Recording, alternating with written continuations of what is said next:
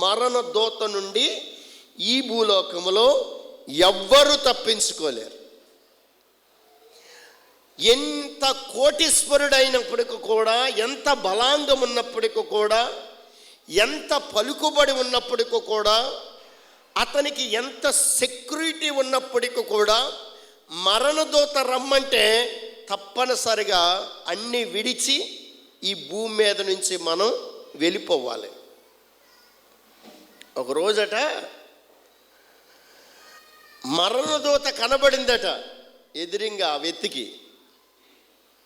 అతడు వెంటనే తులుకుపడి, మరణదూత నా ఎదురుగా కనబడుతుంది ఏంటి, ఇప్పుడు నన్ను తీసుకెళ్ళి వెళ్ళిపోతాడేమో మరణదూత అని గడగడ గడగడ వణిగిపోతున్నాడట. అప్పుడు రాజుగారి దగ్గరికి వెళ్ళి అన్నాడట, మరణదూత నా ఎదుటే కనబడతా ఉంది, ఆ మరణదూత నన్ను ఇక్కడి నుంచి తీసుకుని వెళ్ళిపోవడానికి ఇష్టపడతా ఉంది, అందుకని అర్జెంటుగా ఒక టికెట్ బుక్ చేసి నన్ను హైదరాబాద్ పంపించేయండి. ఉదాహరణకి ఆ ఊరు పెట్టుకుందాం, హైదరాబాద్ పంపించేయండి అని రాజుగారిని అడిగేటట. అదేంటయ్యా మరణదూత కనబడుతుంటే హైదరాబాద్ వెళ్ళిపోవడం ఏంటనంటే, లేదు అది ఇక్కడ కానీ ఉంటే ఆ మరణదూత నన్ను తీసుకొని వెళ్ళిపోతుంది, నేను చచ్చిపోతాను.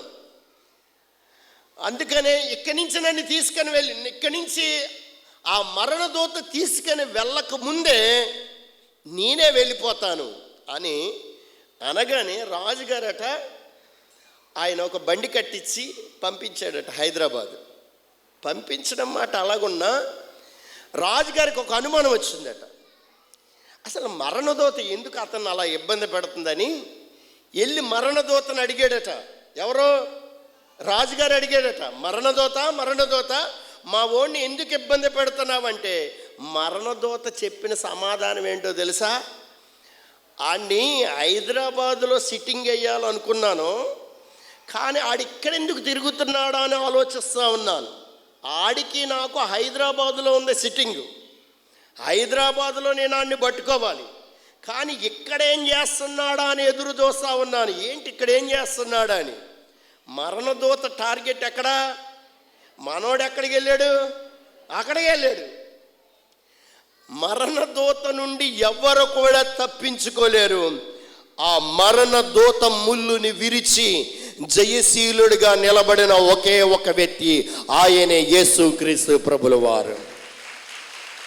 హల్లెలూయా.